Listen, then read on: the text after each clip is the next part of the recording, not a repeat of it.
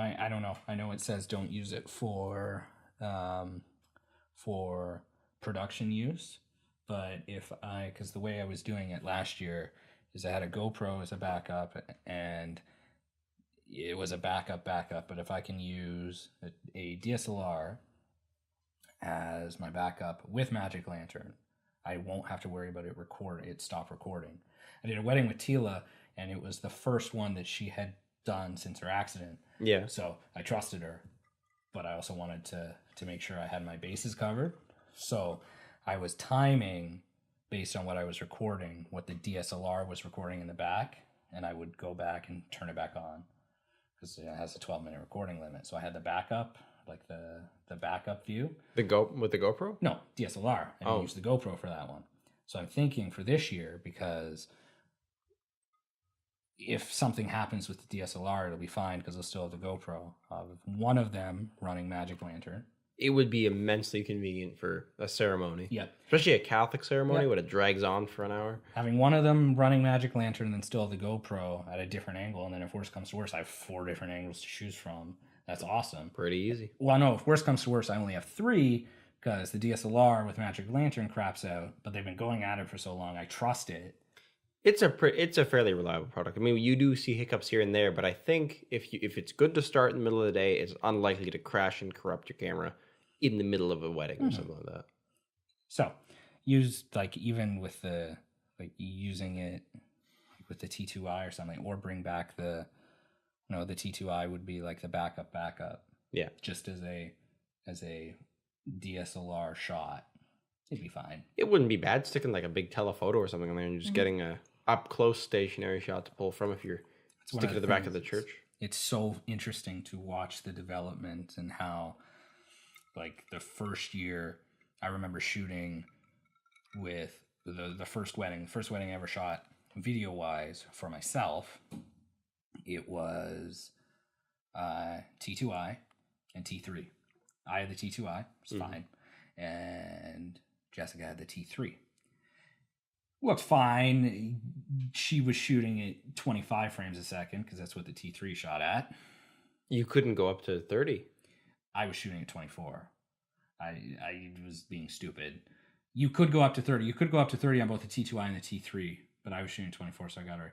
It looked fine. It just it's weird how the T3 wouldn't just do 30. Like, it gave you the 25 option. Did you have it in PAL? No. Okay. Mm-hmm. I was gonna say that'd be really weird if you overlooked the regions selection. No. The PAL is it was just 25 or 30. It's really weird that they would impose that limitation because it's not even to the North American standard at that point. Well, that camera itself was not a mistake for me to buy. It was the first DSLR I ever bought. The T3? T3. No, but it's a very, very basic camera. It did what it had to do. Completely auto video. There's no manual settings. Auto exposure and everything. I don't miss it, but it did what it had to do. It's a less convenient, equally functional to a GoPro kind of camera. Well, it introduced me to everything. The T2i gave me manual video recording. Yeah, no, the T2, anything in the eye of the Rebel series is great. And then the 60D blew the T2i out of the water. And then, mainly because once you get into the programs, the only difference really is going to be the control scheme, which makes a hell of a difference because you have lots more buttons to play with, lots more settings to go through. And the articulating screen's nice. I mean, not all... I miss the articulating screen. Not all pro and enthusiast cameras seem to love get it, but... The 60D... I see a future with a lot more cameras that have it. I mean, Nikon, very slow to embrace that. That's why nobody ever liked it for video. But now they've got it, the D500, the D850, and they're quite usable in that way. Mm-hmm. It's nice. None of them really go fully out like the 60D and the 70D and the 80D. So they still stand alone in that respective. Well, it's nice. It will eventually defeat the purpose if we do get field monitors, because it will just be monitoring from the... But as a built-in package, heck, it served us quite well, I would say. I miss it. I love the 5D Mark II, but I miss shooting low or shooting high and being able to look at the screen. But it's good. It's fine. But I really, really liked the 60D, and then when I got the Mark II last year, it was Yes, it's from 2009, but it was a good dream to finally have one. Being able to shoot full frame video on anything it's different. I mean, And I miss it from a photography perspective too. the difference between the same shot in full frame, like it's so much better, and it's not even the best in low light than anything I've ever worked with personally. It's about the same really as the 60D. It's quite similar in low light capabilities. But it looks better then. It's a different look to it. I don't know. It's something that maybe just camera people could appreciate, I would say. I don't know. Nobody's ever, well, I can't say nobody's ever complained, but nobody, at least we've got past the point. I don't know if it was a new thing where people would ask what we would shoot on. Not as many people care. Occasionally sometimes the question comes out, well, are you a Canon or are you a Nikon? And then I have to say, we're mostly Canon. If it's a video production, then that they should expect to hear that. And then sometimes people still ask, well, you know, I have a 7D Mark II at home. Mm-hmm. What do you shoot on? And then they start comparing, and they used to do that all the time, and that was always crap when we're at a wedding show, and they're like, well, why would we pay this money when you have for you to shoot on a 60D when I have a 5D Mark II at home? I'm like, should tell them, I'll borrow your camera and shoot the wedding on it if you want. like, that's a fair point, but there is, and people forget this all the time, there is still something to be said about the person behind the camera. Oh yeah, the usability of in the system itself is quite important. Like, you might have certain brackets and things that fit a certain system, which makes it more of a functional device than even a newer camera. And I'd like to find the man or woman who could look at footage from a 5D Mark II and a footage from the 5D Mark IV on a 1080p screens. That's what most of us are using. And tell me which is which. Same That's lens. true. Will they be able to tell? I couldn't. And I've been doing this as a career, so. I can tell most everything else, but it's really hard to tell camera. Like, you can tell frame rate by looking at it. You can tell frame rate, you can tell resolution. Tila has issues with that. Yeah, it's always funny to watch. There's some people that are a little bit insensitive. But resolution, frame rate, go for it. But something like the difference you're getting in a new sensor is maybe like a color palette, maybe the noise pattern or something like that, maybe a little bit difference in the moire and the sharpness of certain things just from the processing itself. But it's minute enough that if you're dealing with the same level of camera, we're talking about a pro aimed full frame DSLR, you're not going to tell the difference. No. Definitely not. And even when it comes to that too, people might criticize, it's a 60, it's a crop sensor, but it handles a rolling shutter better, and there's other advantages to that as well. So it's really, really specific. It's too much to be picky about. Well, they were, and the honest to God answer, and it was an answer that I would give, and I still give people today, is if you're getting married a year from now, and I answer you what equipment we have now, that can change. Oh, it probably will. It did. I know last year there was a time, I think every wedding I shot was on a different camera. I used maybe have 4 cameras from Canon. I used all those. I had a Nikon camera before that I had sold and I had upgraded. So I used 4 Canon cameras, 2 Nikon cameras, and then still use GoPro for other things here and there. But so it's always constantly evolving, and that's like you said before. There's a quench. There's an unquenchable thirst to continue to upgrade. Now, look all the time. One thing that we haven't done is try to rent equipment, because it wouldn't be a bad idea to say put it in the budget. They want a specific shot, and you say, okay, I don't have a good fisheye lens, but this shot would work for a fisheye. You go to somebody who rents lenses and you pick Canon. I don't know, they got the 11 to 24 or something along the lines of that, and it'd be a good way to test new equipment or even a camera. Oh yeah, and I think it's within the budget for a lot of these high-end productions. But I think it's something we should look into probably. Although nobody rents out like red cams really. Can you think of a distributor that would have? Yeah, but they're all movie distributors. Yeah, right? that's so we could rent a red cam, the body for X per day, but no, it's not worth it for us without raising a price. And I don't think, unless you got a movie centric room, like I could say, okay, we're gonna shoot your wedding on the same camera that they shot The Hobbit on, and it's gonna cost $1,500 more. Yeah, you might get a groom who's like, that's badass, let's go for it. Maybe, yeah. If they're really into the tech side of it, maybe. But I don't think we've met the right person for that yet. We haven't.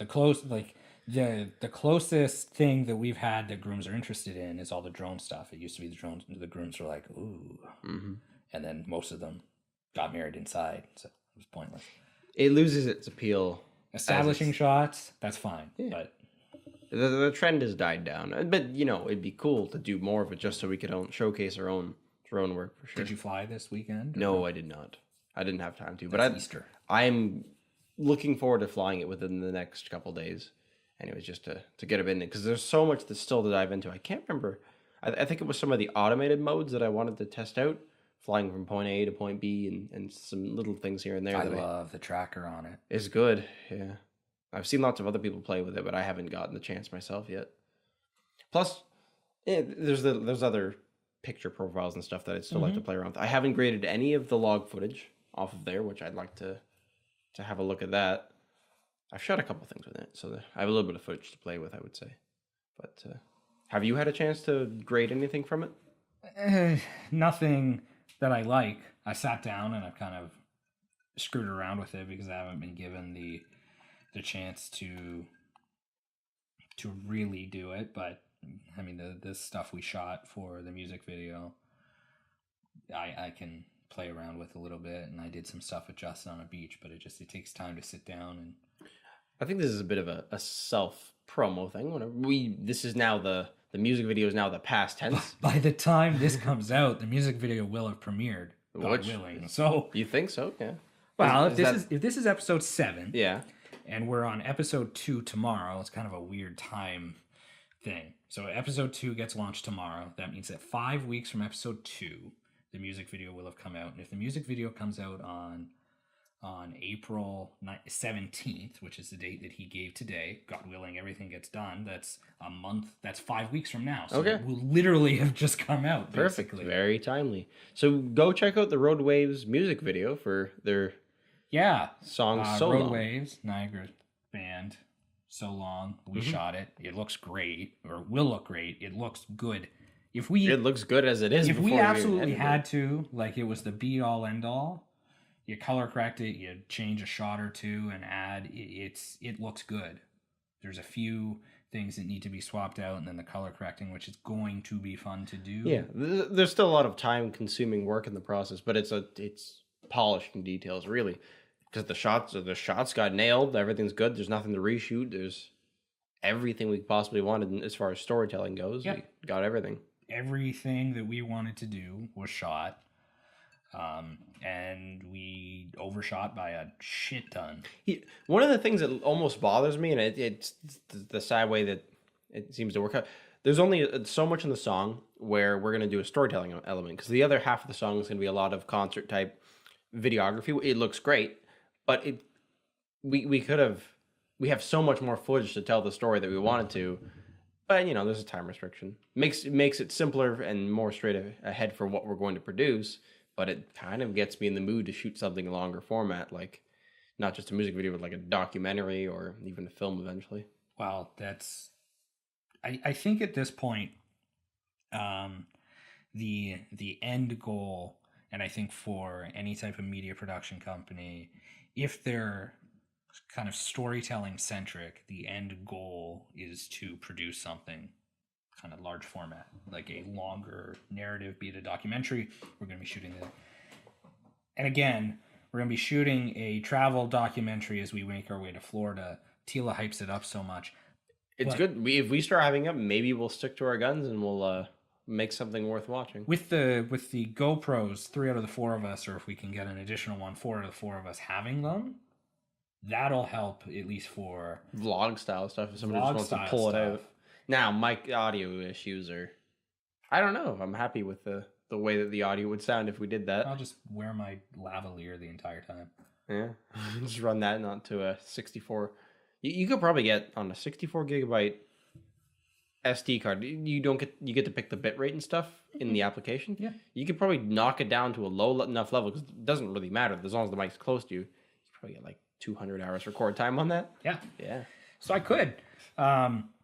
But I think the mix between DSLR, GoPro, as long as we remember that we have to shoot a little bit, unlike Cuba where the intentions were good and I then we got just tons got of drunk. footage, and I did so many little behind the scenes vlogs that I was gonna show you guys, and I just never did. So maybe we'll uncover that one day. But I went through it once, and I had to shut it off mid video because I thought it was too stupid, the stuff that I was going around and doing.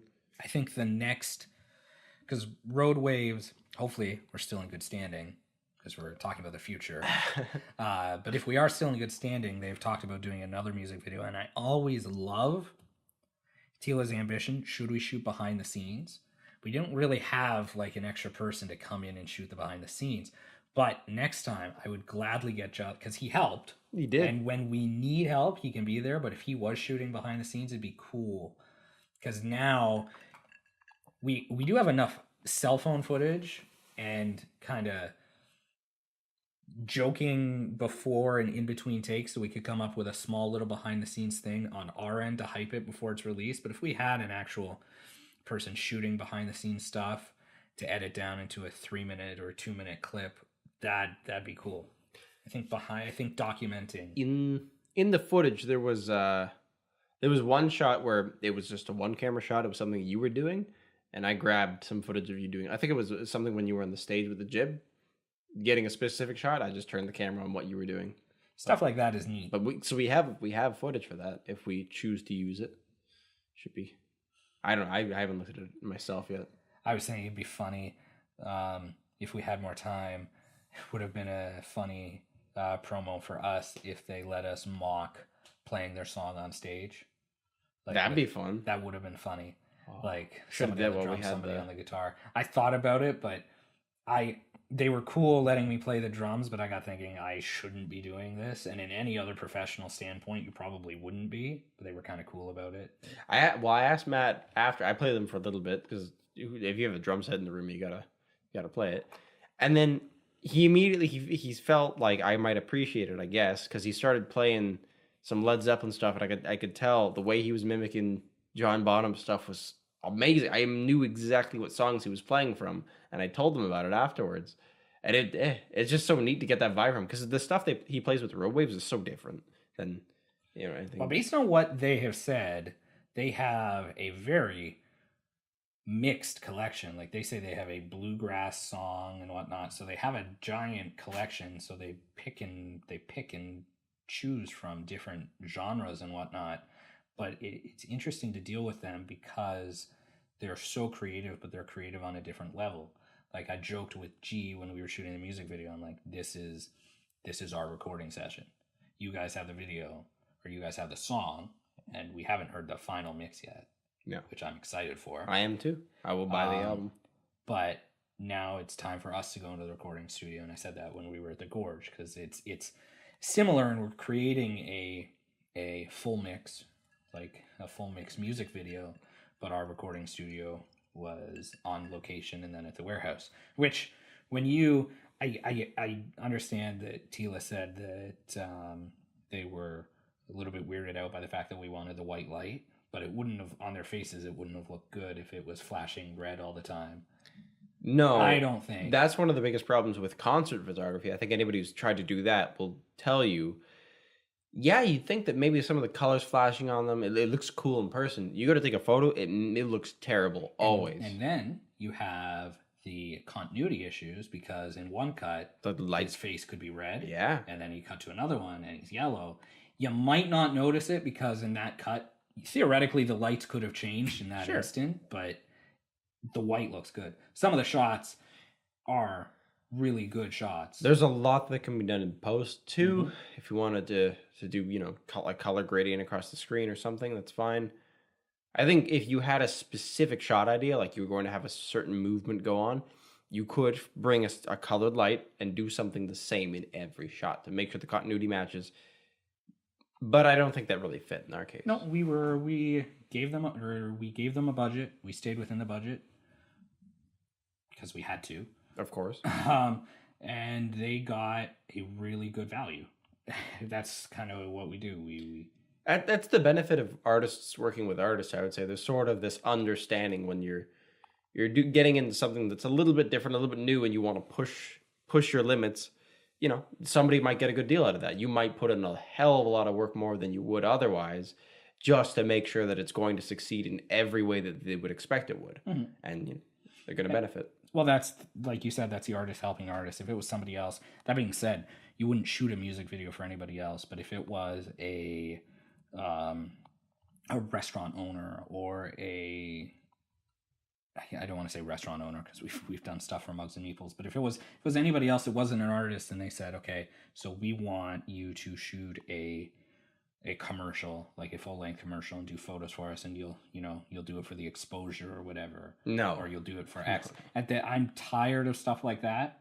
Road Waves, I didn't even get a chance to shoot a music video in college because I was away on medical leave. So I didn't get a chance to do it. So this was something. At least it was in the curriculum. Pardon? Oh, it was. It was our final project. I see. We had to do a short film, so a 20-minute short film, and then a music video. I got a pass on the music video, which was perfect because really at that point it wasn't extra credit, but it wasn't at that point, if you failed, you had failed. Right. And if you passed, you would pass. So doing the music video was cool. So when there's something like that, yeah, that's where you can lower the price a little bit. But if somebody were to come to say, okay, I make a joke because we went to Dominican. If somebody said, hey, we're getting married in Dominican, we want you to come for free. Be like, no.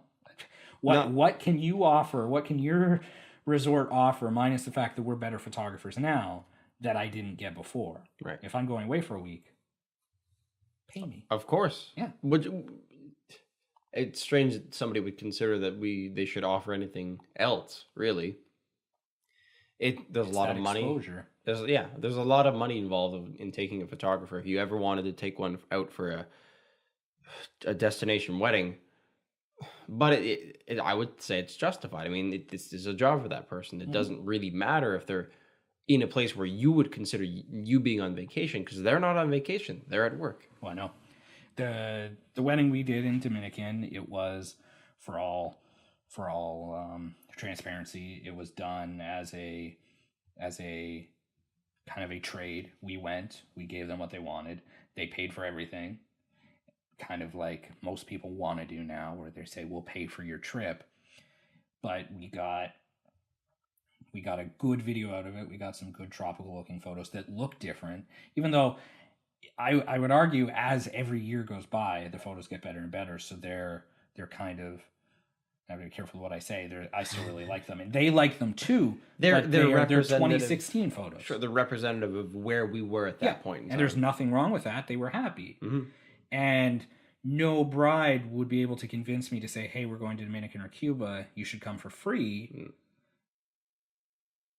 Because for me, if I'm going away, yeah, it's nice to get away. But if I'm working, that's fine. That I have to work, and I should be paid for that. And if we agree that the time that I'm there is vacation time, then you're not taking photos. Then I'm not taking video, photos. Are you? Yeah.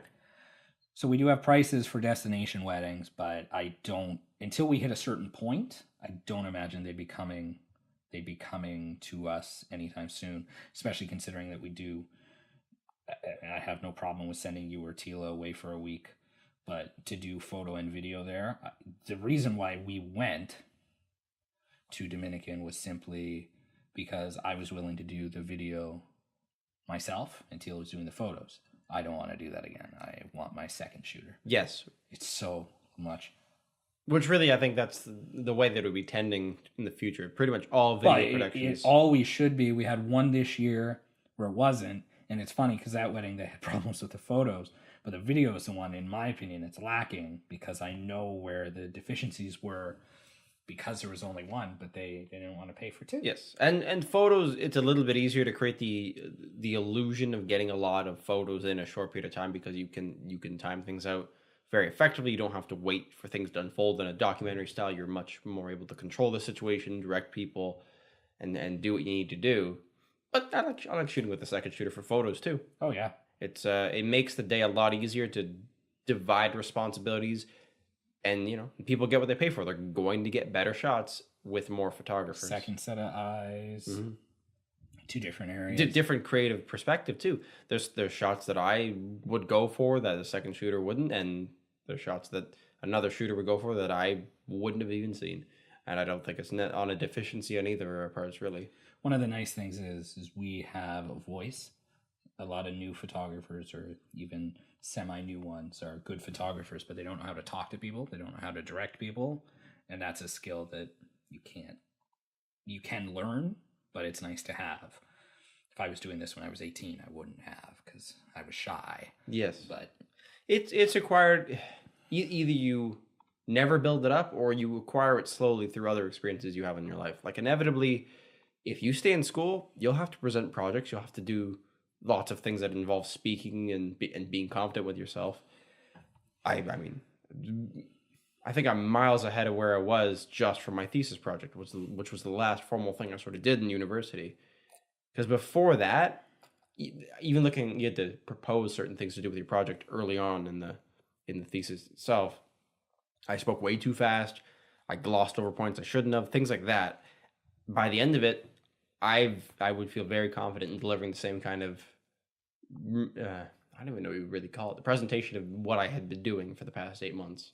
Again, I think the other thing with stuff like that, and it doesn't work for everybody, but based on the people that I know that are around my age, you reach a certain point, hopefully, of life where I don't want to say you stop caring, but that's my mentality. I care. No, I agree with you. I care about a lot of things, but where I am now versus where I was, say, 2 years ago or 3 years ago, lots of things have happened. But if I need to talk to somebody, unless it's in a bar where I'm trying to pick up women, I'm still kind of nervous about that. But if I'm in a situation where I can make people laugh, even if it's at the expense of myself, I don't care anymore. I'll make people laugh. I'll do that.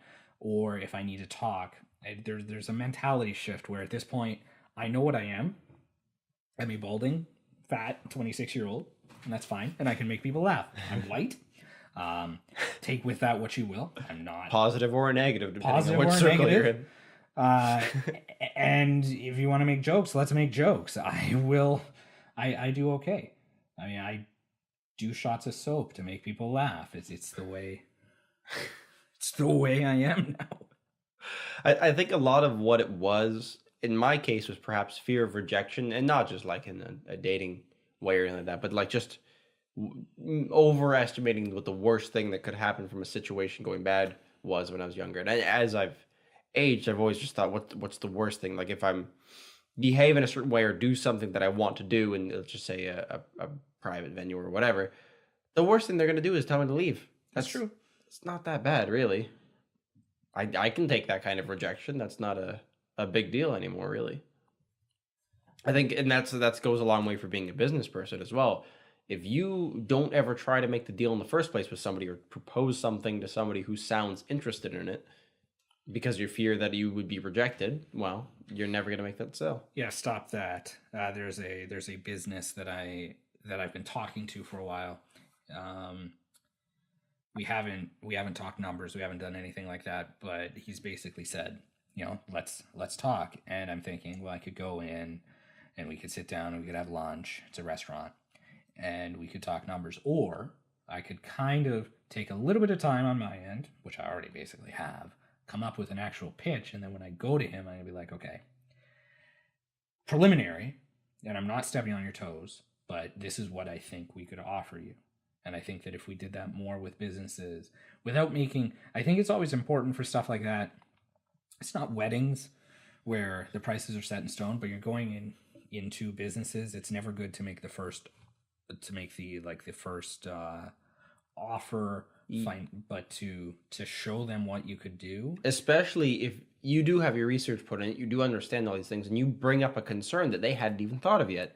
They're probably going to trust you to handle the situation just because you put in that effort to begin with, I would think. Well, this business itself has a great website. I look at it, and from a website standpoint, it's great. They had photos done of their restaurant. They look phenomenal. They're really good photos. The menu, again, great menu. Taking the photos from the website and designing them in a way that fits their theme. It's kind of a theme restaurant.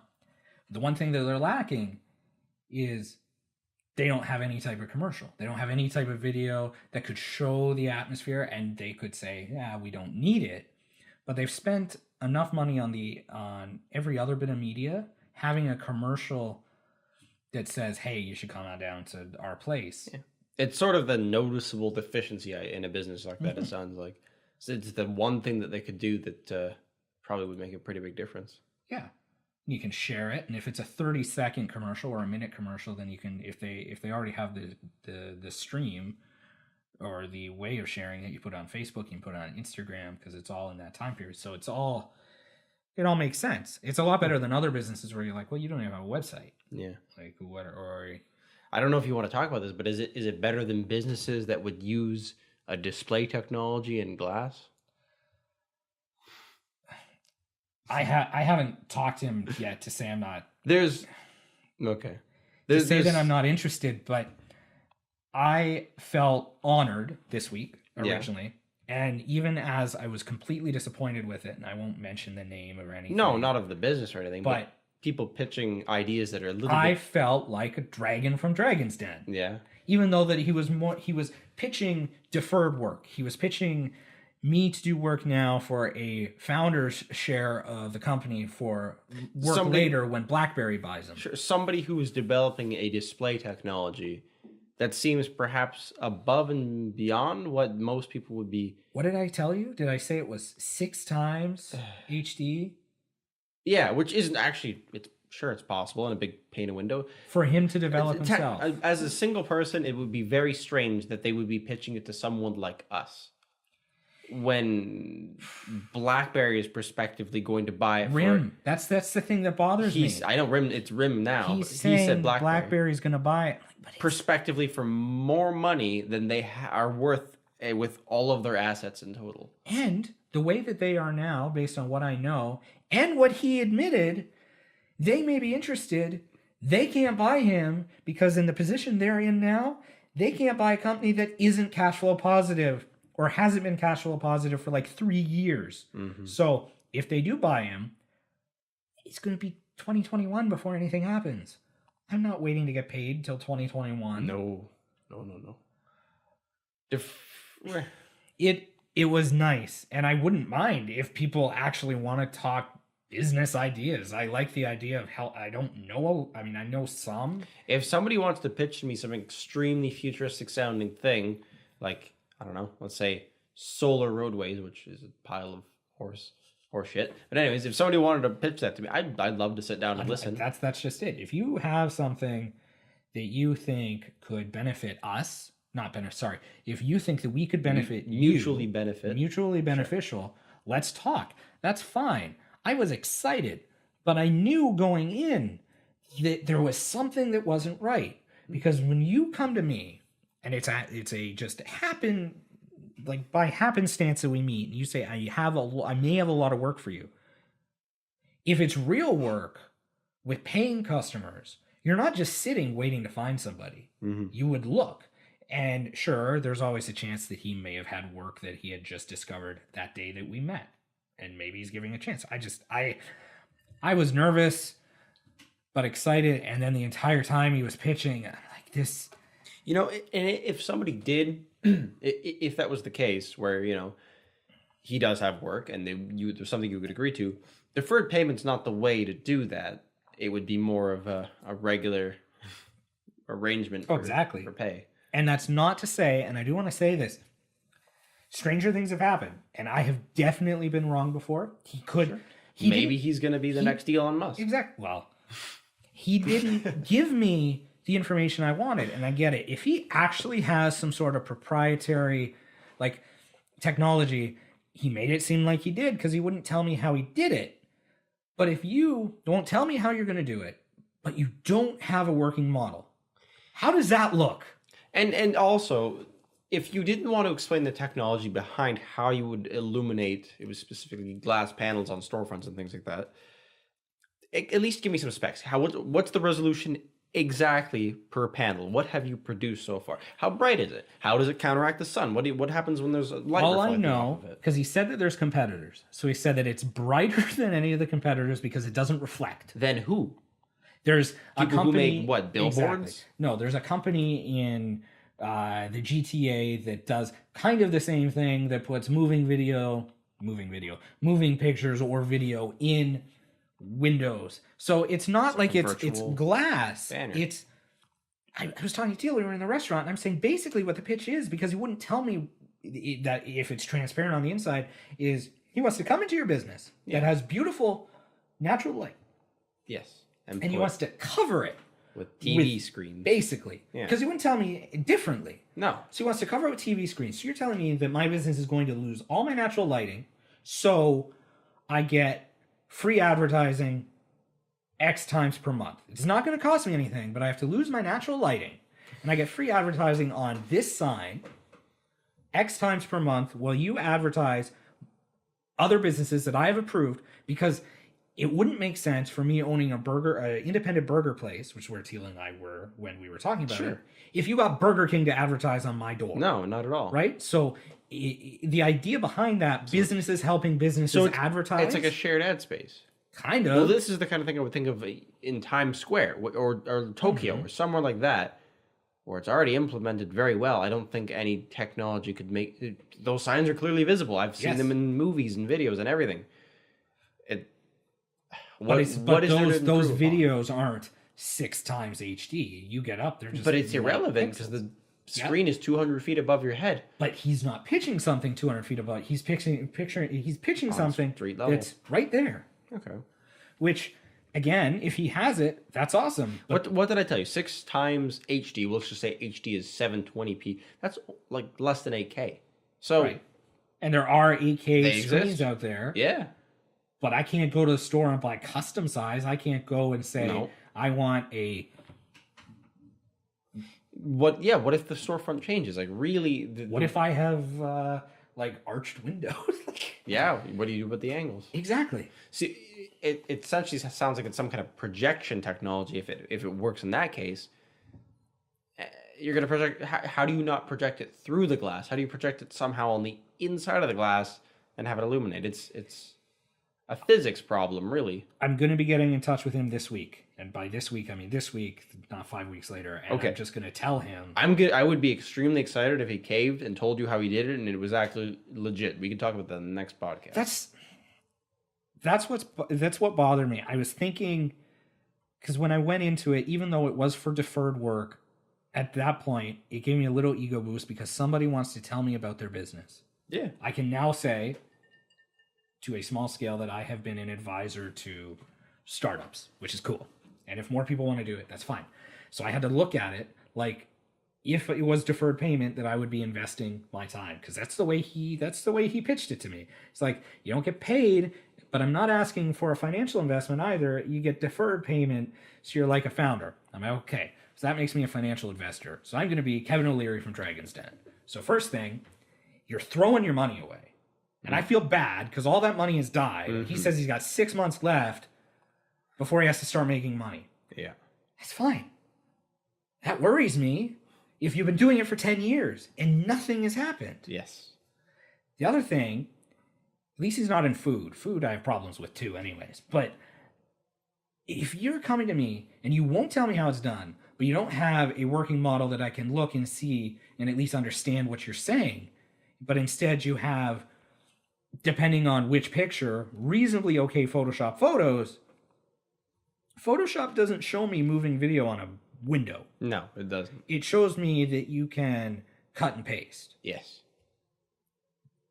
I'm not going to invest 3 years of my time for that. If you don't have a working model, that's the problem. A picture of this in a garage would be more impressive than the Photoshopped images. Yeah. And the final thing, and this is kind of not 100% good to myself, but it's kind of true.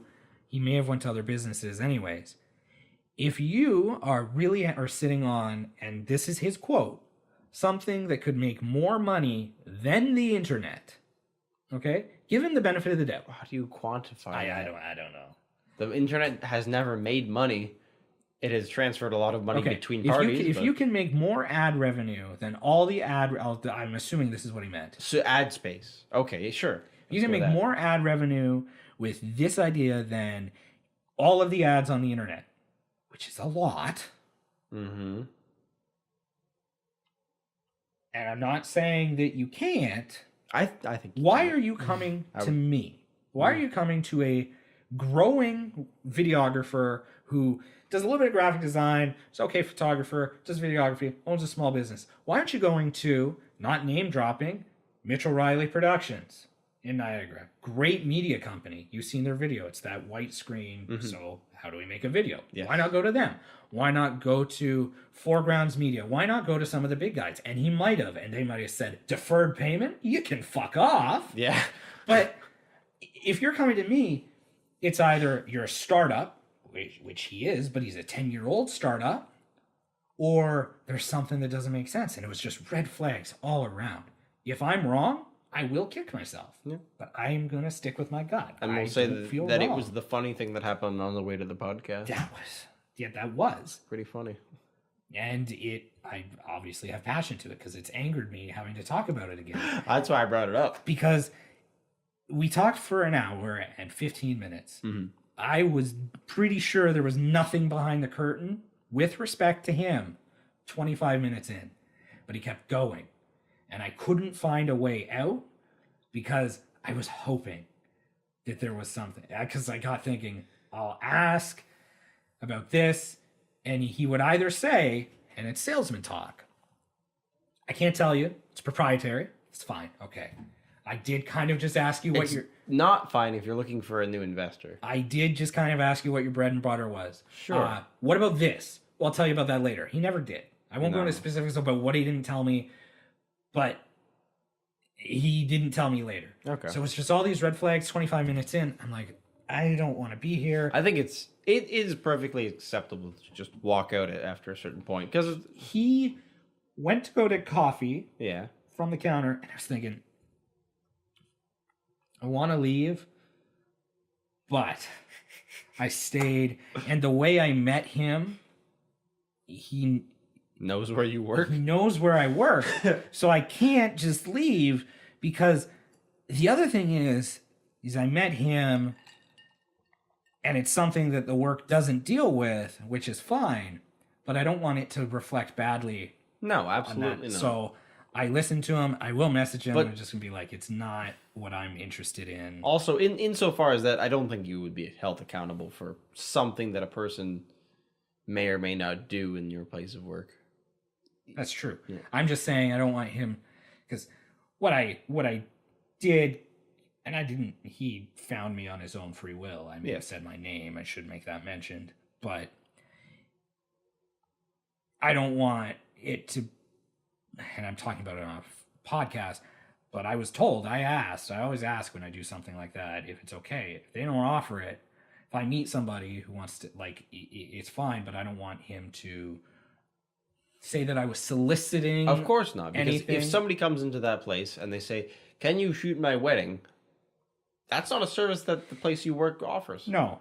And we've talked about blogs before. I have a list of things that I want to write about. And one of the things I want to write about is this mystique, because I'll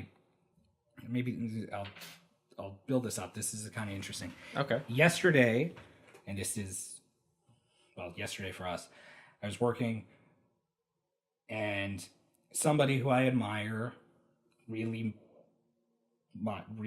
a lot came into the store, and I hid, and I felt bad that I hid. I didn't know that part of the story. Yeah, I hid originally, and I felt so bad. So I work at an office supply store. I do a lot of their social media videos, so I'm not just a cashier.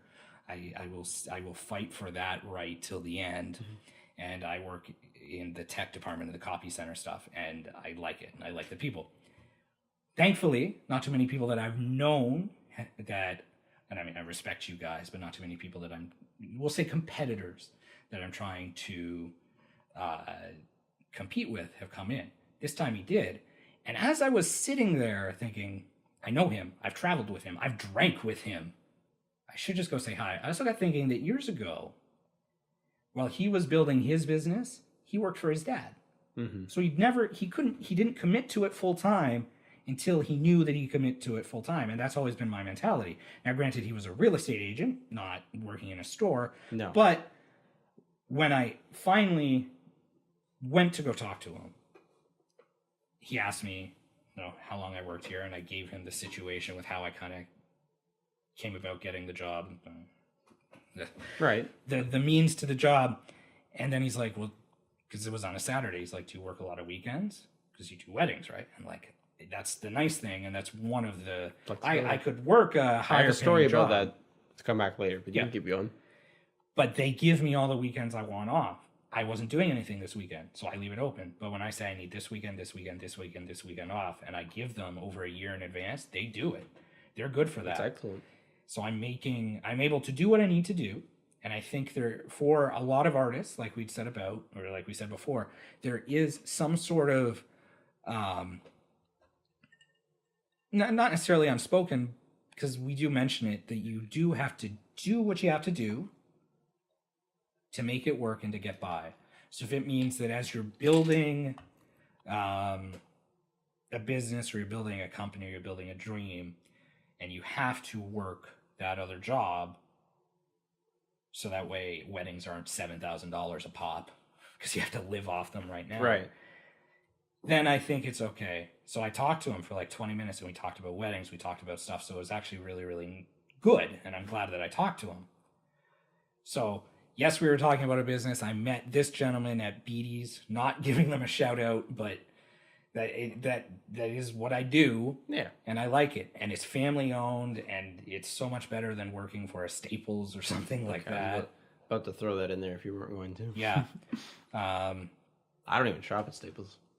But it's tough because for the longest time I was self-employed, 100%. And then the baby photos weren't doing as well as I wanted to. I was driving all the time. I was miserable with the way that it was going. And then circumstances beyond the control of anybody, a job opened up, and I took it. Yeah. So the one thing I was going to get at before, and I heard this on the radio, and I kind of figured it was true. They were talking about how the number one benefit as an employee that people they rate most highly, I mean, above medical benefits, above getting snacks at work, or like provided, drinks or whatever, things like that, was flexibility. And that got me thinking, that is absolutely the thing that I love most about my job. I do construction, I frame houses as my full-time job, paying the bills and things like that. I love my job. I would love to keep doing my job. I love the people I work with. I love everything about it. Benefits are different because it's a construction site. I'm not going to get food. I'm not too worried about getting medical benefits or something from that. You will. Eventually, sure. You will worry about it. But I will. But for the moment, it's not that kind of job. I'm not looking for the best of the best of those things. Flexibility, especially due to the employer that I have, has never been an issue. And I'm so grateful and happy about that. Just because as much as I love my job, if I couldn't stay true to myself and do the weddings that I need to do, and they happen to mostly be on weekends, so that's great. But if I couldn't, no money in the world is worth giving up that freedom. So flexibility is the most important thing. I think, well, you work for a business that's not smaller end, like it's just a handful of people, right? Very small amount of people working, but in my estimation, the cash flow is high up there, and that's good. Yeah. And I work for a business that's medium, small to medium, depending. It's microscopic compared to Staples. Yes, and that's fine.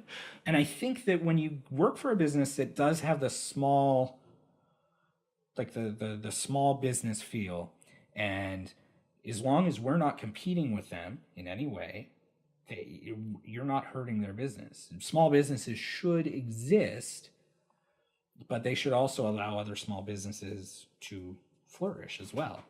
And I'm really grateful for what they've allowed me to do. I have good new portfolio work because of them. Good commercials have come out of it. It always makes me happy and slightly insulted when I show you guys something that I've shot for Beatty's and you're like, that's actually good. I think most of my criticism is in the animation. The animation style that you've gone with, primarily, it's very simple. Yes. But whatever, it I'm works. not an animator. It works for what it is, but there's always room for improvement on that part. If they gave, because the Christmas cartoon, they let me do it, which is unbelievable. Because that was a 15-minute cartoon, and they let me write it. They let me do it, and it doesn't promote a brand. It doesn't. It's just goofy. And I've always wanted to do some sort of Christmas special, be it a Christmas movie or Christmas cartoon. I'm going to go for it. But I didn't have a ton of time. I didn't have a ton of money. And I was only going to do it on their hours because that's the way that it worked. They wouldn't have to, yeah. So I had to do what I did, and I made something, and it's funny, and it did well.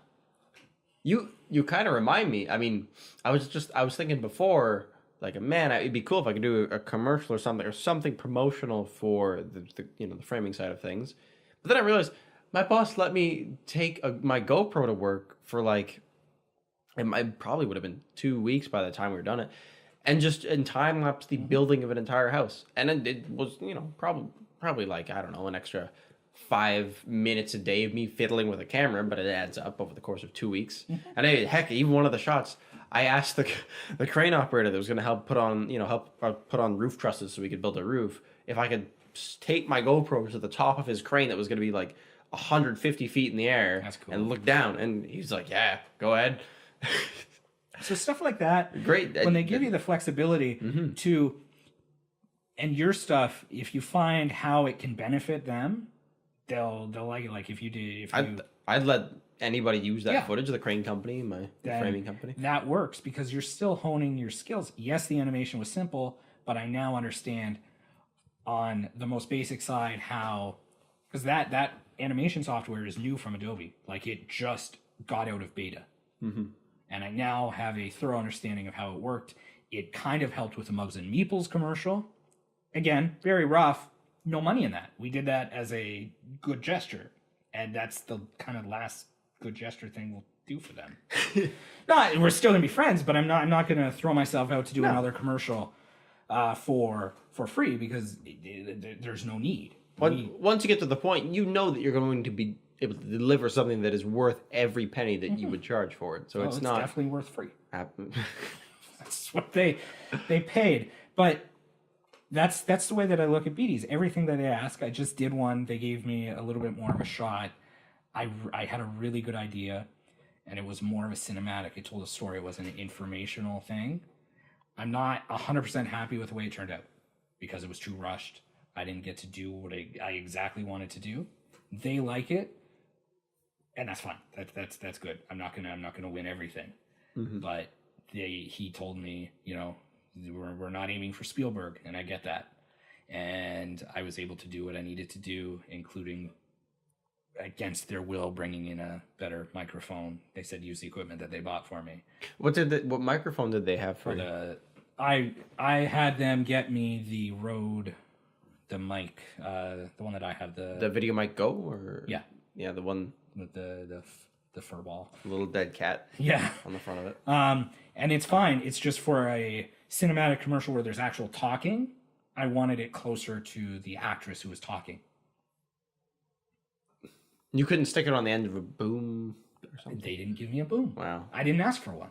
Fair. I could have brought in my boom, and it would have made more sense than bringing in the microphone. Yeah. But I brought in the mic. It sounds fine. It's a little bit dark, but I've color corrected it, so it's a stylistic choice. Okay. I've edited it, so it's a little bit more moody. If you do a little bit more high contrast, you're going to get the highlights on the face or wherever it hit. All the highlights are in the face, which is good. And it's fine, but I learned that for stuff like that, I just thought it was a really cool idea. The commercial itself is funny, but for something like that where it's not what they are dreaming of, it's conflicting. They have a social media plan, which includes stuff that I pitched because they're going to use and it wasn't in their plan. But it comes down to trying to kind of sync up with what they have planned and what I can do. And I wanted to do something that they didn't want, so they supported it, but they only supported it to a certain extent, and that's where it faltered. So I need to go back to where they are and produce stuff that looks really good for a one-man show, shooting on whatever they bought me, like the bottom of the barrel Canon, which still works. Which Canon? I can't remember. Well, it was a DSLR? Yeah. T5? No. They just came with a T7. That's an interesting camera. Is it the... It, really, I mean, the bottom of the barrel these days is still miles ahead of what you could get as the best of the best, like Full HD? 5 years ago. So I guess it's not bottom of the barrel. Like it'll do 60 frames a second at 720. It has a decent autofocus, which compared to like a decent video autofocus, which compared to all of these which don't, is miles. It doesn't have video auto, like continuous autofocus. Is miles ahead, but Canon...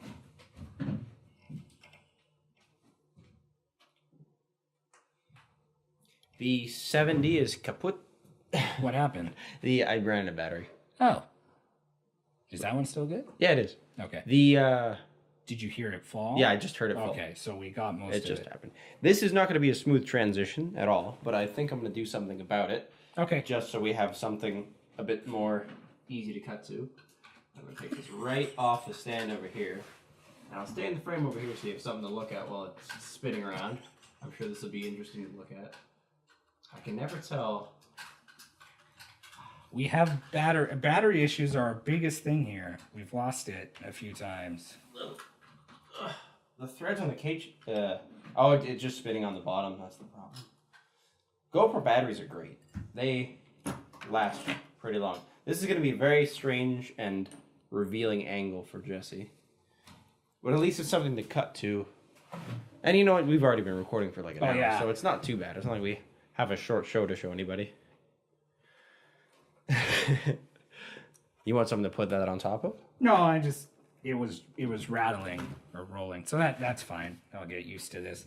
I believe it was the Rebel XTI.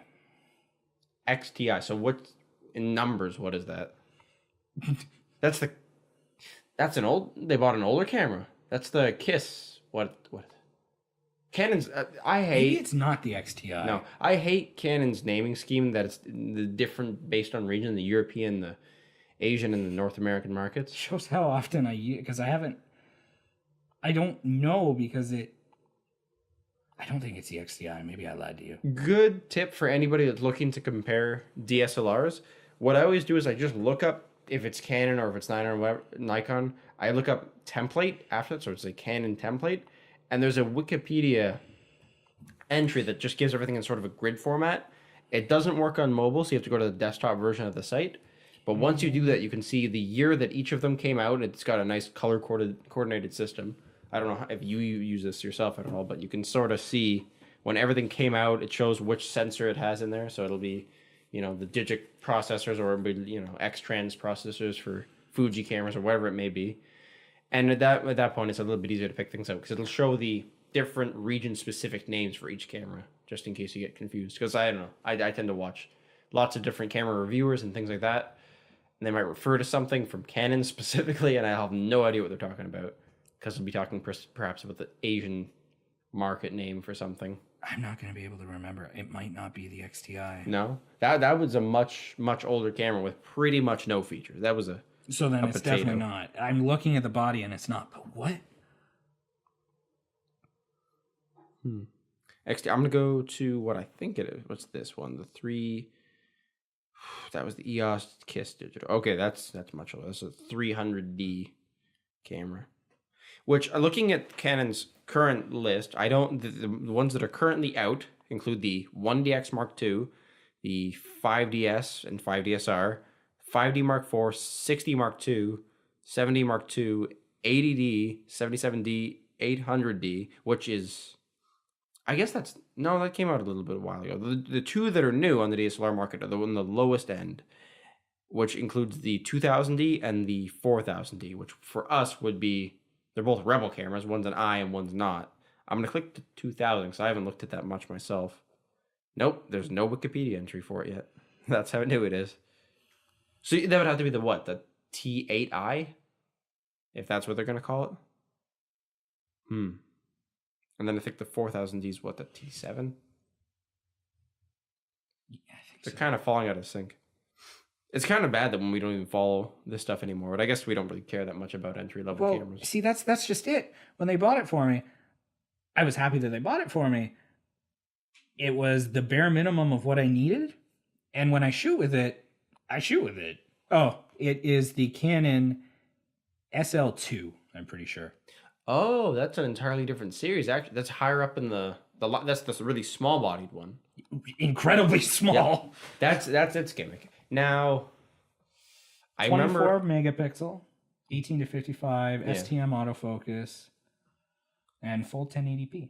back when Digital Rev had Kai on it, and there was a different channel essentially. They ripped the thing apart because they're like, "What is the function of this camera?" Because it fits in there kind of weird. It's less functional than similarly priced offerings from Canon, but it's small, so it's got that. But it's not that much smaller than some of their cameras. It's light. Yeah. But it's a catch-22 when they started to do it. Basically, when I got the job, I feel as though they realized it was mutually beneficial to have me around because they needed to do social media. And if anybody of them is listening, I'm talking to you, but talking to you, I could be wrong. I've been wrong before, as I've said. But they took a shot. The first few commercials I shot with my camera, but I told them it can only go one of two ways. It's either you guys buy the equipment and pay me hourly, and I won't fuss because I'm doing what I like, or you let me do it with my equipment, but I invoice you. Pay the price, yeah. And I'll give you a deal because they've been good. They let us do that printer thing. You could bring it down too. to just covering the wear and tear on your camera. But that'll have to happen. And they went with what arguably, depending on the amount they use it, is the more affordable route with buying the microphone, the video light, the camera, and the laptop. So they spend like $2,500. Money. Yeah. So it's a good investment. And it was the absolute bare minimum investment to get them in the direction, or the maximum investment and minimum investment to get them in the direction that I think that they're going. And at least they understand the point of diminishing returns on investment. Because they bought something that's pretty good value and they didn't go overkill. And they reach on everything that we do online is really good. The interaction is fine, and the amount of likes that have went up is unbelievable in the first year. Like a higher percentage by far than. So it's almost like if you post, they will come. Yeah, but it's almost like you put out good content and you build a following for a company. Yeah, or you have cameras that don't die midway through a show. You know, the funny thing about the 7D, and I don't know how this works, perhaps you could explain it to me. There's a battery grip on it. It's got two batteries.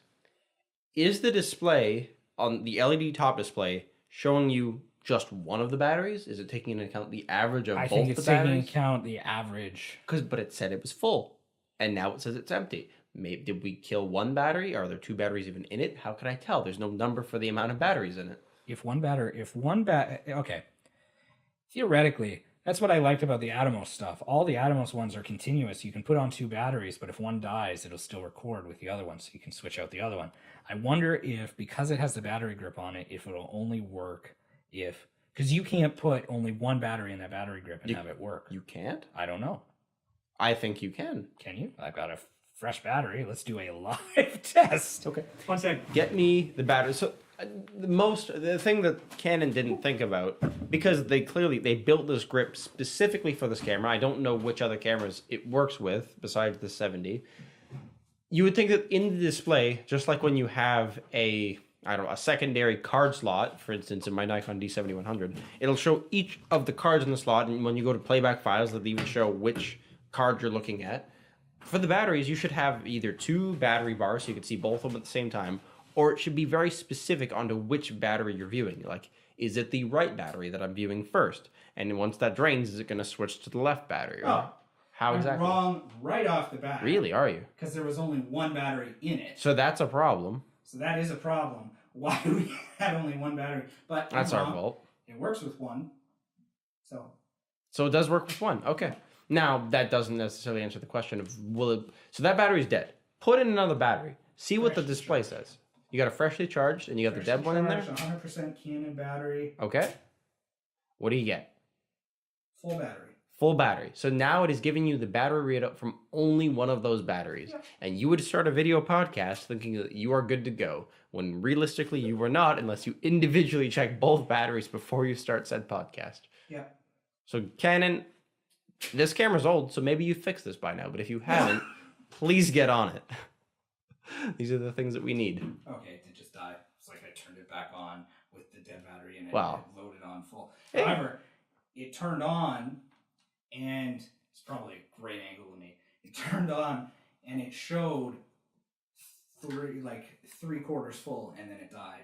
So I always wonder about exactly how accurate the batteries are on the old cameras. The readout for the total energy left in them. Yeah. Lithium ion is one of those things that it's tuned to a system where it measures, I guess, the max and the minimum over time, and you can sort of trick a battery into thinking it has less capacity than it actually does, depending on how deeply you discharge it.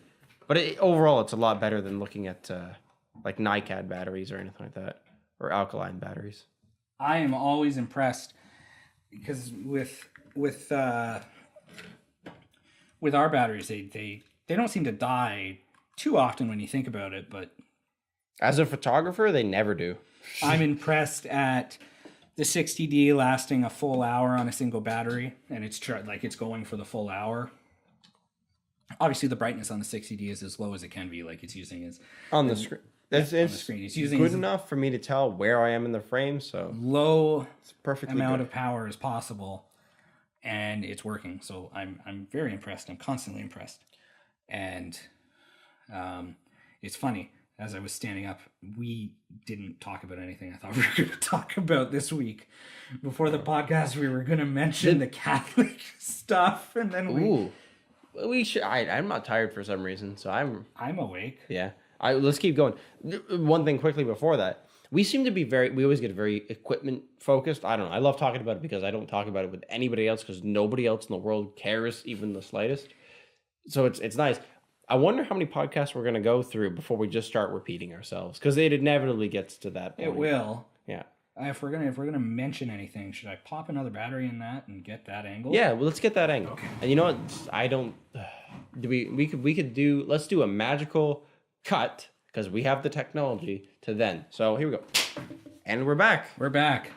Like nothing ever That happened. was recording. That one's fine. That never stopped. We're good. Yeah, we're good to go. Nothing happened except for that 10-minute span where we were recording from right there. From above a rabbit's foot. Yes. No context. Catholic Church. Yes. Not as bad as it seems. But you... Not as bad as it seems. Well, we're not going to talk about any of the super bad stuff. Which is entirely true and has been a conspiracy for a very long time. But sure, Yes. let's gloss over that. It's for a later one. We're coming to this topic with a purpose. Right. And it's a simple purpose, and it could go on for another hour. I can't believe it's already been an hour. That's been a while. another reoccurring theme where we can talk. I got a groove with this one. The second one I was listening to was a little bit more subdued with stories, but with this, I don't know.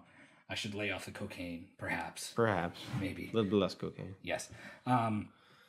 You just went to a funeral, and I'm sorry. A Catholic funeral. A Catholic funeral, and I'm not sorry that you went to a Catholic funeral. I'm just sorry that you had to go to a funeral.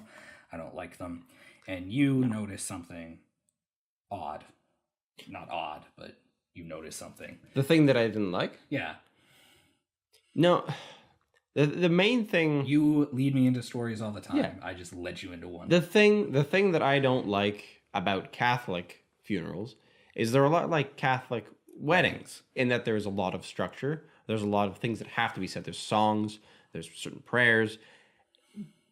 In the Catholic traditions, there's always responses. If the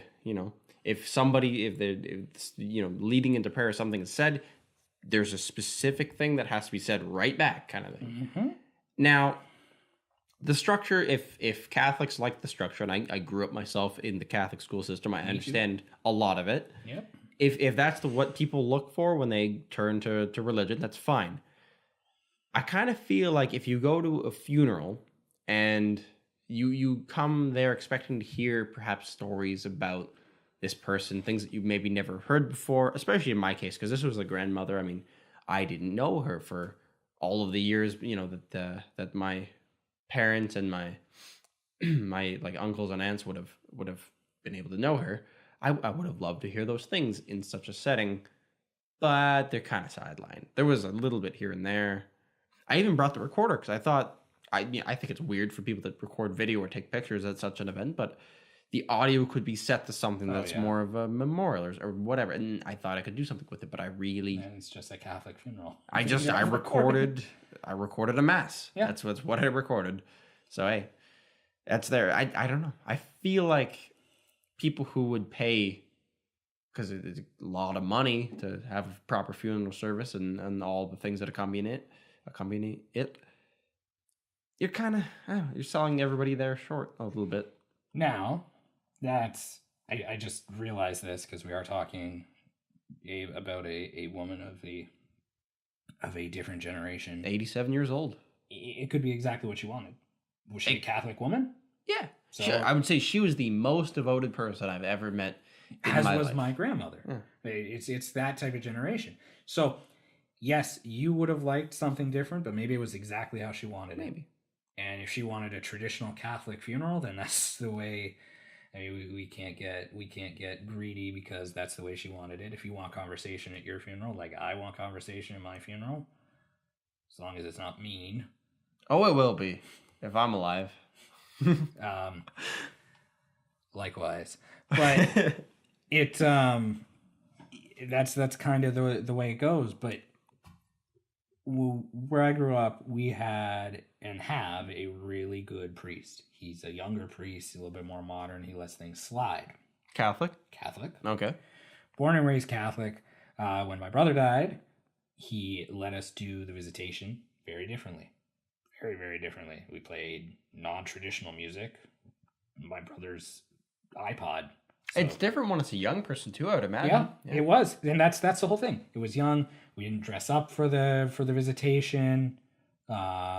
There wasn't any type of ceremony at the visitation or whatnot, whereas sometimes with Catholic visitations there are prayers and whatnot.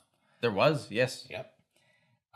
Nothing like that, at least not that I can remember. But during the funeral itself, again, it was supposed to be very different because he was 19, so he was young. He wasn't a kid. I think with kids it might be a little bit different. Yes. He was 19, and I did what I do, and I wrote something. And it was not long. It was a few pages, and it summed up a few things. I get, as you've said, I write well when it's from emotion like that. Absolutely. It's something that I don't see in you normally, or it just doesn't get discussed. So it's when I see that it's there, I'm like, oh, I can relate to that. Mm-hmm. Shoot. People, and I gloss over it sometimes too. But there's real pain there, and writing about it helps. And as I said, we're working on a semi-true story screenplay, just because there was real emotion and drama there. But I wrote this, and I thought it's a good eulogy. But Catholic funerals don't really have eulogies. No. They have sayings, and I remember kind of being sidelined. Not sidelined in the sense that I felt gypped, but looking back, I kind of felt gypped because during the ceremony, I didn't say anything. There was readings. At least I don't remember saying anything. I might have said something, but it would have been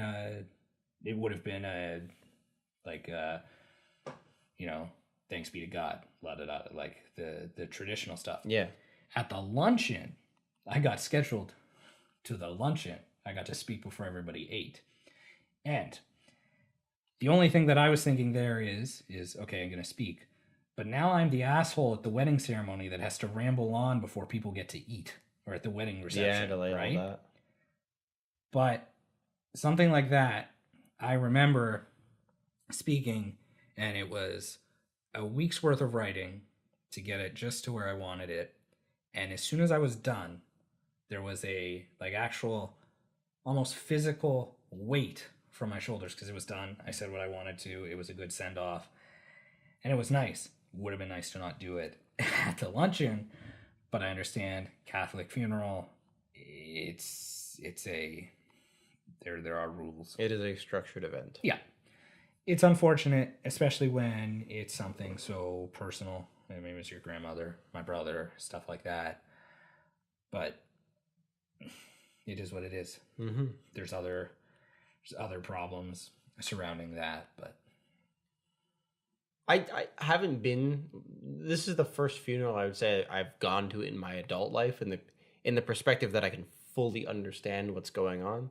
So maybe I'll have more to compare it to later. But I do, from a child, ones that I went to in childhood, I do remember them being very different, and they still would have religious elements, of course, but it would not be the main part of the deal. Funerals, out of all the ones that I've been to, the least religious one was my mother's mom, and the funeral was just at the funeral home. So there was religious overtones, but it wasn't. You didn't go to church. You didn't go to church. It was a nice ceremony. It was a small ceremony. I actually got to speak like I wanted to at my brother's during the funeral.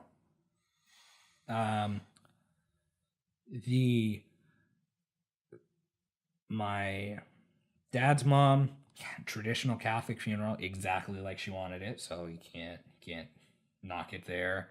And then my mom's funeral was a bit, again, I was 12, so the memories have faded. Mm-hmm. That one has always rubbed me the wrong way because they got my school involved. How did they do that? Catholic school, Catholic church. I don't know if my family extended the invitation for my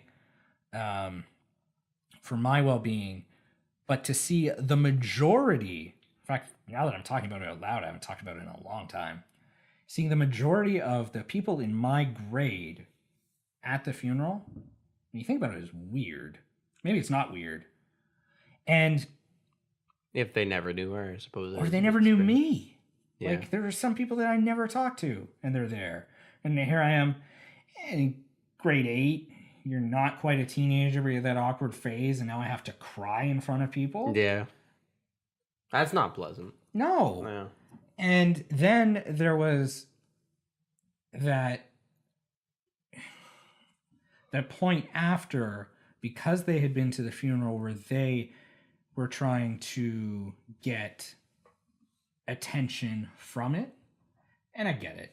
There's an age where you are attention seekers, so if they cry, and for all purposes, a funeral is a sad point in time. And if you're a 12-year-old, if it hits you, I guess you might cry, but there were people that were insincere with how they would pay respect or what have you because of the fact that, you know, they wanted the attention. And then coming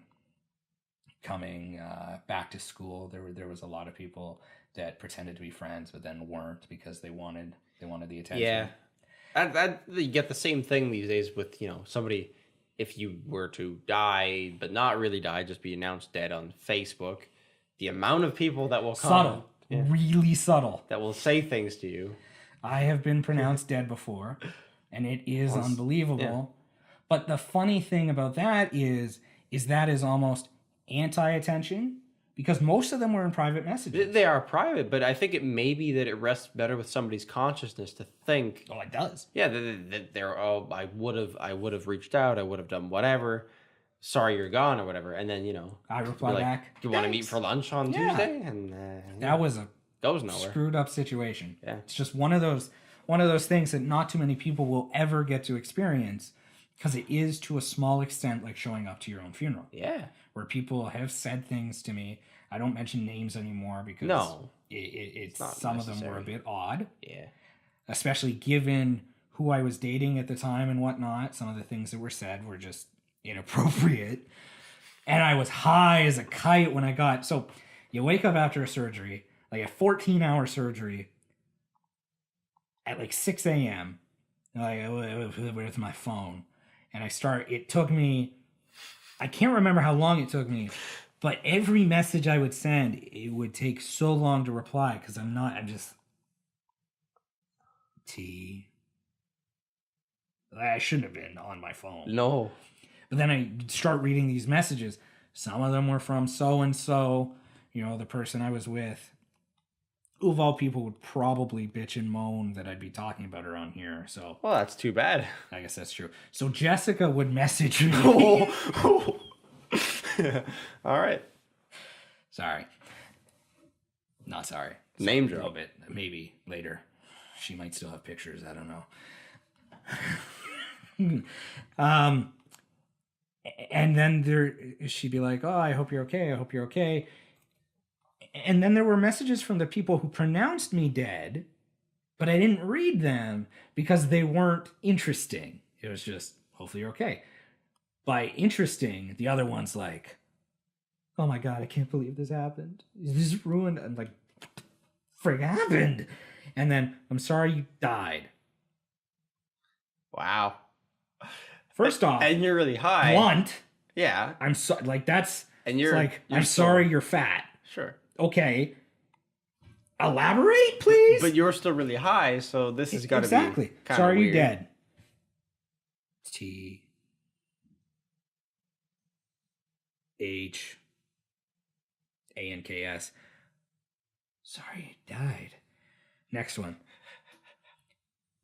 I wish we would have hung out more. I got like 6 months recovery. Let's do it.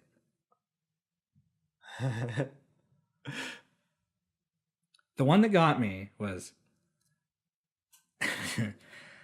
I wish we had went out.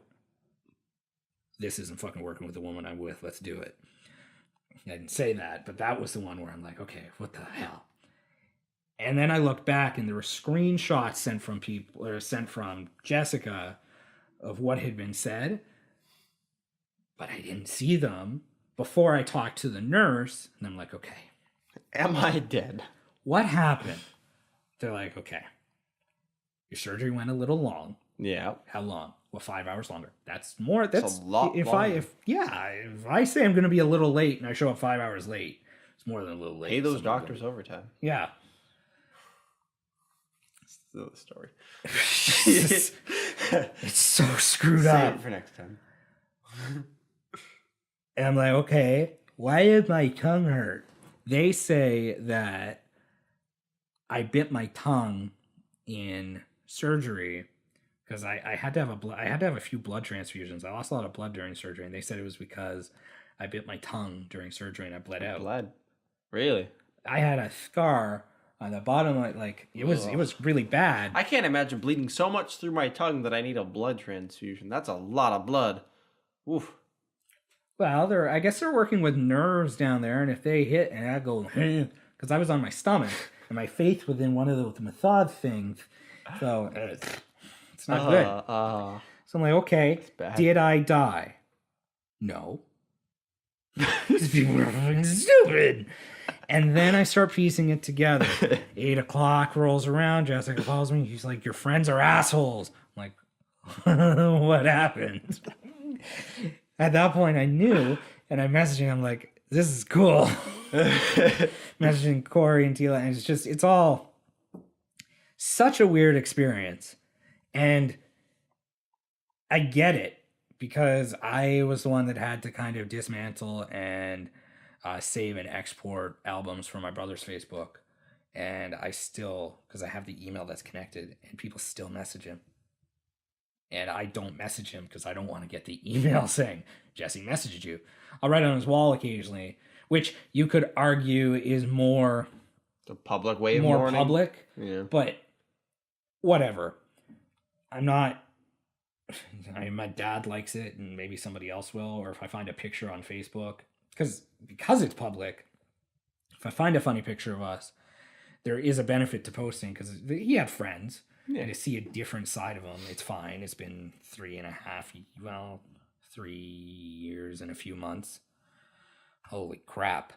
So that I get. I guess I'm part of the problem by doing it publicly. But no, people still do message. And Yeah. it's, if they feel like messaging on Facebook, and again, it doesn't matter at the end of the day, is equal to going graveside and praying or saying, then that's fine. And it's so much more direct too, because there's a face attached to it. Like, I don't know if people used to write letters to and send them to the address of the person afterwards as a grieving process, but because I feel like they would understand that would be really annoying at some point. Whereas Facebook, these letters. sure, but on Facebook, they think for all intents and purposes that they're sending to a dead account, something that will never ever respond. Well, I know I have to be careful because when I was going through messages like from my brother-in-law and whatnot, just trying to save the photos, of like, I can't click on any of these written messages because then it's going to be like seen. I don't want to scare anybody. No. But at that point, it's not like he's a celebrity. It's not like it's a ghost. People are going to be like, okay, so obviously somebody's on his account. Just find out that some girl that liked him started sending nudes to back them up on a I message. was surprised. I won't go into detail there. Okay. Just because I didn't go through messages that shouldn't have been gone through. Sure. But in having to save photos from his computer, he was a teenage boy. So in his photos timeline, and I don't know if it's just because I was downloading, but the timestamp, there'd be photos of him and his nephews, and the next shot, ass, like a porn star. It's so... He had a horrible taste in music. Yeah. But I like his taste in women. My grandmother would write to Belgium. Kind of like what you said, because we're from Belgium. Okay. And she's old, so she's writing to Belgium. But it's sporadic. And if somebody writes you and you don't respond because you're in the hospital and then you die and they don't hear from you, chances are they'll write again. Yeah. Or you would think call. I realize it's international calling. It's more call. effective. So my dad got a letter like 8 months after my grandmother died from a distant relative or friend in Belgium. That's a hard letter to write back. Oh, Margaret, how's it going? How are things? How are the grandchildren? And then you have to reply back in very broken Belgian or Flemish. Hi, so-and-so. Regretfully, Margaret died so-and-so in January. The grandkids, one's dead. And so on and so Not forth. a good way to relay the news. No. No. So that's an interesting way. I think phone calls are better because that could take 3 weeks to mail. Yeah, it's too long term. So funny. It's not funny, but it's just weird how some things you don't think about. Technology makes it easier. And yeah, no, I think it is a legitimate way of grieving in some sense. You never know who has access to that account anymore, so don't consider your things permanently unread. I think that's the moral of the story. And I should do it, but it's one of those things. Maybe it's a closure thing. Maybe I should just do it. But Hard Facebook, delete. No, not a hard delete. Facebook has a memorial. Oh, the thing, memorial, okay, right? that's better. Which I is a forgot about smart that. idea. It's actually amazing how quickly people do that. I don't know on the back end if you can still access photo albums after you've hit memorial, but there's like no new wall posts. It's all put in memoriam. I would have to do some serious Facebook cleanups before I die. Like I know our kids won't be interested right away, but could you imagine if we had the opportunity to go through, not that they'd exist, but our parents' social media life? Now, there is a way that you can do it, and I know immediately that I would not be interested because when it came after the funeral, all that, went back to the apartment area that my grandmother had, there was things to be divided up among the family, and That was quick. Yeah, but because it's not like these huge worldly possessions. It's personal. It's the stuff you use to cook with or whatever, right? So it was easy to divide up. I was happy to see my family get along so well. I haven't seen a lot of them in a long time, but it was a really smooth operation. I saw she had a ton of cookbooks. They were all over the place. And I thought for a second, it would be really cool to go through all of those and see what recipes she circled or what notes she put in, things like that. But then I immediately thought, you know what? I'm gonna leave that in the past. If I had access to somebody's account after they had passed on, I think I'd probably just let it go. I don't know. That's a tough one.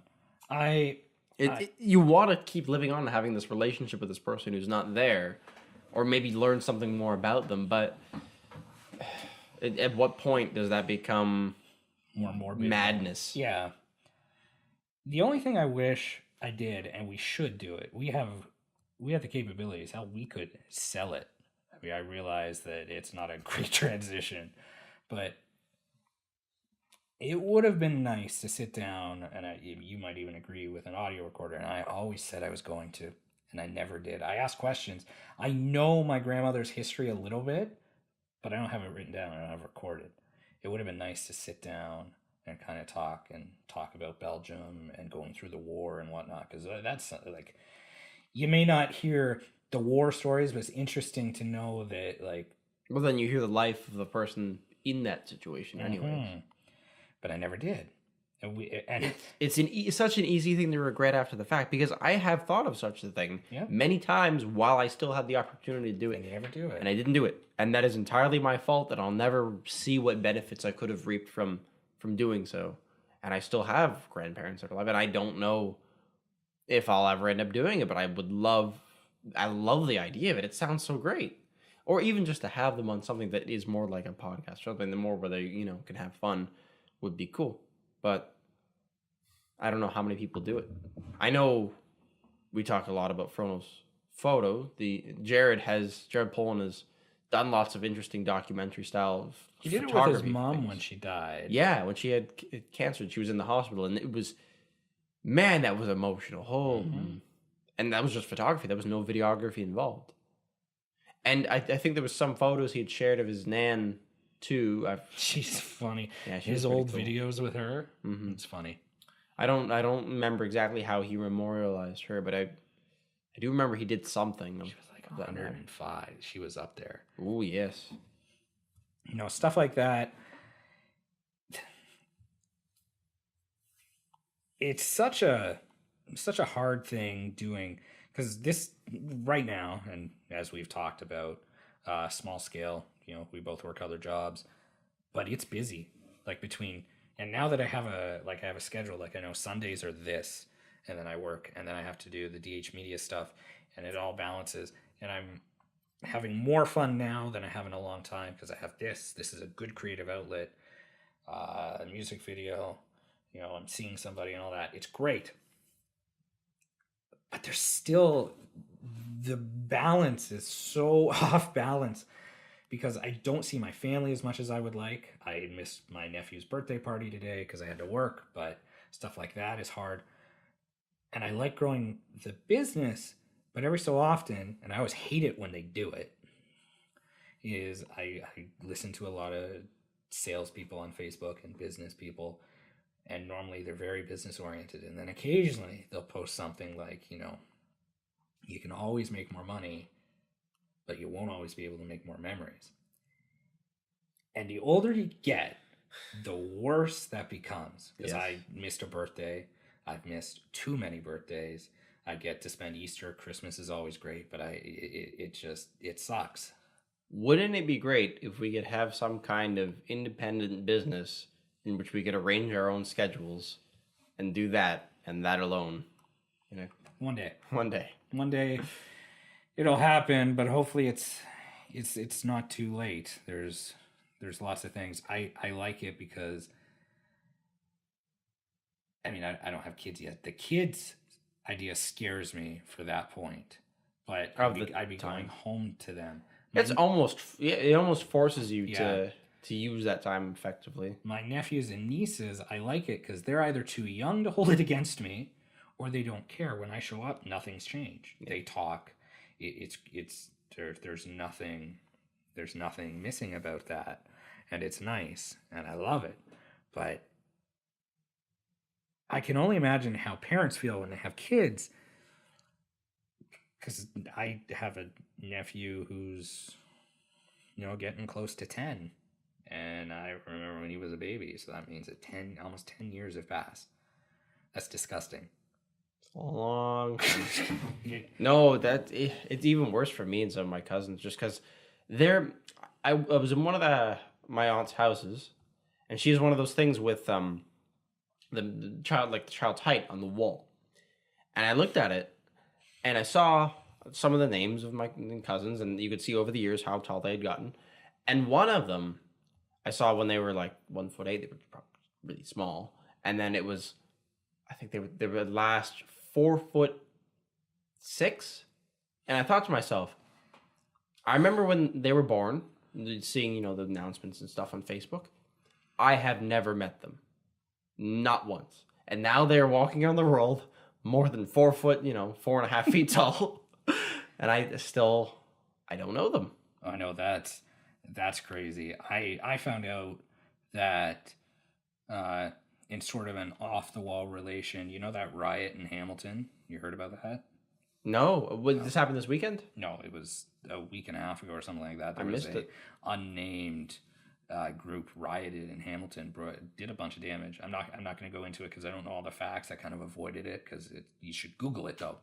Destroyed a bunch of property. Okay. Lots of business storefronts and whatnot. And I found out that, I don't know why they never told me, that a very distant relative owns a bakery in Hamilton because she was featured predominantly on the news. I didn't even know she existed. Like, how did you find out that they existed? One of my relatives said, "Oh, by the way, this person who you may have seen on the news, she's actually so-and-so, so-and-so. Like, she's existed, and theoretically I might have heard that she was a relative, but it's just, you don't piece. It's kind of weird how thin families can get sometimes. Where there's entire branches of family that you haven't met before that exist. Like, I have a bunch of Dulsters that I have met when I was younger, but I haven't seen. They have kids. They have grandkids in some cases I've never met. They may know of me. Well, it's a bit more believable, I suppose, on my grandmother's side. Because just reading her obituary, I was impressed. Like, 13 brothers and sisters. Yeah. That's an old school family. Yeah, and then sure, her, number of children is almost that number. Yeah. And then there was grandkids, and there was great grandkids. Mm-hmm. The exponential growth in that one, that's a big list. Oh yeah. I felt embarrassed because I saw all my cousins with names, the significant other who they've married. I saw my name by myself. I was like, damn it. Yeah, but how old are the cousins? They're older than me. Yeah, it's fine, but that's the different thing, and that happens in every family. I feel like I'm so far behind from all my siblings because they're all married. They now all officially have kids, and they all own their own houses. It's great. I'm not married. I don't work for the government. I don't have a fancy degree, and I am who I am. But it's hard not to compare, and it's hard not to feel bad. For the longest time, and given situations with work schedules, I always hated the aspect of going home to see my family and not having my significant other there. Turns out one or two of them didn't like traveling. You can piece it together. Yeah. To see my family weren't the big Team Dulster that I hoped, but... And, up until the relationship that I'm in right now, I never brought anybody to see my parents and other family members. And, I guess the other ones would meet my parents, but didn't really go to the extended family. And I'm glad, because I don't have to deal with any of them asking why things didn't work or referring to somebody with the wrong name or anything like that. It's great. Oh, yeah. I think it was the best idea I ever had. Well, I say one of the best ideas you ever had was to apply to your ad, or apply to our ad and meet with us. Man, what a trajectory from responding. The way that I started working with, I guess now known DH Media, is I just responded to a Kijiji ad because I was looking to bolster my own wedding photography. I had already lined up some weddings for my own personal business, and I decided I want to be better at it. So why not get better on it on somebody else's money and time? You, word for word, said the exact same thing last week. Yeah. And that's true. And it's been a hell of a run. And it hasn't even been that long. Like, we're just about 2 years ago we met, because it would have been 2016 right around this time, and we would have met right before we left for Dominican. I think it was March 20 something. See, so pretty close. Happy 2 years. Yeah, and we've come a long way. I like that you were there when we went to the Works. And I dealt with that baby photo mom that got herself up in the bathroom. And then Yeah. we went out to do photos. That was fun. And that was when I realized, because it's such a weird mentality, and it's a hard mentality to have. I don't want to be friends with everybody we employ. If we No. hire somebody next. It needs to be efficient in some way Yeah. for delegating things to them. So I got mad that I started to like you, and here I am, and it works out very well. But eventually, we're not going to be able to be friends with everybody because it makes it very hard when one of us gets married. Shit, all of the videographers are in the wedding party. Yep. What the hell do we do now? So, I don't know. I'm happy with the way it's turned out. Where are you gonna go with you noticed something when we went out shooting? When we went out. Oh, yeah, I noticed that shit. You're not a bad guy, and we're gonna become friends. I didn't think that it would take Tila this. told me something else. What? She said that I think this guy's too good. Oh, well, yeah. So there's that too. You have a way, and I've learned to deal with it in the way that I deal. You're smart. You're really smart. Thank you. And you are either, I asked Teal about it, because you're either honest and likable, which I think you are, in the sense that a month ago, 2 months ago, it was when we got the drone. When we went out for dinner, you said a few things that it didn't rub my ego, but it made me feel good. Yes. And that's mostly because of my own perspective, getting closer to things. I see things that I didn't before in the way that things are being done with the business. And you will see more in the weeks to come. I'm still working on everything, but the taxes are done. So nice. That's good. I have my own personal taxes to do, unfortunately, still. So I was never worried that you were too good, because you can never, for something like that, you can't, unless somebody's like, I'm too good for you. I was never worried that the quality was too high. I was just like, I can't compete with him. I have lost all gripping here. And that's one of the things that was hard to get a grips on, in the sense that when it started originally, and it was just Jessica and I, at the end of the day, she was one of the founding shooters. She's kind of hidden in history, but her photo was on the exact same website that your photo's on now at one point. So, so was Josie's. Which, I can think of one photo I like, so Yeah. not bad. It was nice because she referred to me. And then when the other shooters came, they did the same thing. It was just a weird hierarchy thing that I got used to, where it wasn't, hey, this person's coming in to change the status quo, so to speak. One of Tila's exes did, in a way, in a few, and it was a better situation. Anyways, he did actually make positive improvements, but you're a likable guy, and I know your intentions are good. It's taken a while. I do trust you, and this isn't something that I was going to say, but the curtain will be completely unveiled. It's just, it takes time, and it took a lot of, it's not exactly where I want it to be, because because it was always supposed to be a sole proprietorship, there's some expenses in years past that are unaccounted for. Like, theoretically, there should be a higher cash balance. Not that there's a significant amount, but if you run the numbers, we might be down maybe $1,000. But that being said, I don't think I put the drone in my balance sheet, so that counts for like $650 or $700 or whatever. Yeah. So there's some things that don't make sense, but when you think about that, originally in 2015, it was cash only. There was no bank account set up. No. All the money was kept in my safe. So there's subtle problems that I was working out, trying to figure out where things went. Because at the end of the day, it's difficult to even necessarily count that as the business's history. That's kind of like the beta run of a business. 2014 was beta. 2014 got the first video and photos. Well, 2013 and 2014, because 2013 I shot for somebody else. and I have since stopped using that stuff in the portfolio, but for the longest time it was still in there. 2014 was the first time that I shot a wedding photos for me or for us and video for us. None of the photos are shown anymore. There might be one on Instagram, and none of the video is really shown outside of maybe a clip or two. You can keep going. I'm going to get some batteries. For what?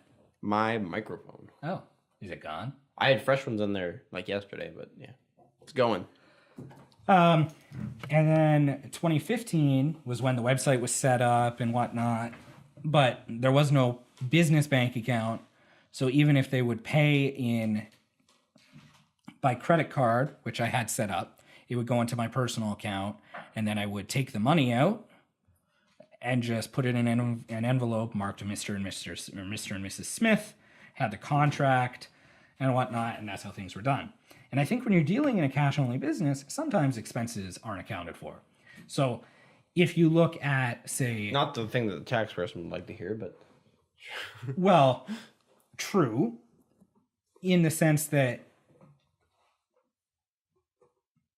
all the expenses that... Like, when I say not all the expenses are accounted for, because it's sole proprietorship, the expenses that I spend, say, if I were to go out and buy a lens and I use my money from my personal account, that expense doesn't necessarily reflect on the business account. No, it doesn't. But it still counts as a business expense. Yes. So things, when they weren't in actual bank accounts, that's where it becomes a little bit harder to... Yeah, I understand to what balance. you mean by that. Then once it became a bank account, you'll notice that it actually, like, I can go back and I can see the checks that you cashed in the summer just because it says, you know, so-and-so check number X. So I do keep track and whatnot. So the accounting has come a long way. It'd be different if I was coming to you and I'm like, okay, you want to join a business? That's great. I'm 50,000 in the hole, but let's do it. I'm cash flow positive. It's fine. There's probably... Based on Tila's reaction, I'm sure there's more money than you guys think, but I don't know. I'd be happy to talk about it. Not on camera. Not on camera. Yeah, before we go to Florida, I hope to have everything in a nice, presentable fashion, and then we'll sit down with a good bottle of whiskey and hash it out and figure it out. There's some things moving forward that I would like to see happen. None of them are. It's like one or two. Not deal breakers, but like one or two major points, and then the rest are all just, it's not going to be a business negotiation, but it's going to be... I was looking forward to it. I'm bringing suit and tie. And... We could. But it's going to be... I have a landline phone on my desk that I can... We'll rent desks and stage it. We'll broadcast it. I think... I want to wrap up for the night myself. It is late. Because I don't even want to swap batteries at this point. And I still got enough to keep me alive. 1 hour and 51 minutes. Yeah.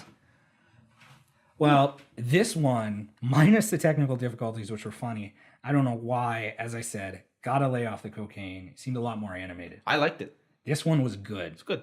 And the stories were good. Once we got past the camera stuff, good stories.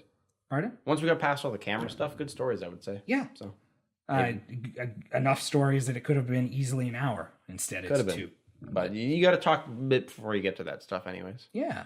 This is the daylight savings version of the podcast because it's an hour later than it should be. And that's true. Terrible. That's why. Maybe that's why. Yes. But anyways. It was nice leaving work today. It was still a ton of sun. I didn't know in the sky. I didn't work. And then I drove here and spooked your roommate slightly when I came through the back door, and maybe not the best terminology. And then I kind of looked around to see if the lights were anywhere because I thought I could set up. Didn't see them, so I left and came back. 2 hours later. Yeah, I was a little bit late, but no big deal. What can I say? Cuddling, I like. Nobody will disagree. No. So anyways, next week, we didn't decide. Are we going to do it before? Do we want to not do it before our St. Patrick's Day little festivity? Do you want to do it on Sunday? I think this requires some special planning. Mostly oriented around the time that will be spent drinking and. What time does the party start? I don't know. I'll check. I'm in the place that's hosting it, and I don't know. Okay, because I'm done work at 5, and if I got here at 5:30 and it doesn't start till 7, we could easily just drink up and talk and be done. We just have to keep people out of here afterwards, because we won't necessarily tear down the equipment. So, if you want a slightly more drunk version of this, I think I do. They're not gonna know that this exists until a month from now, but well, so we can get opinion on it. Too bad. So if you want it, this is the executive decision. Then tune in next week. If you don't want it, it's been nice knowing you. We'll see you in 2 weeks. Have a good week, everybody. Goodbye. Good night.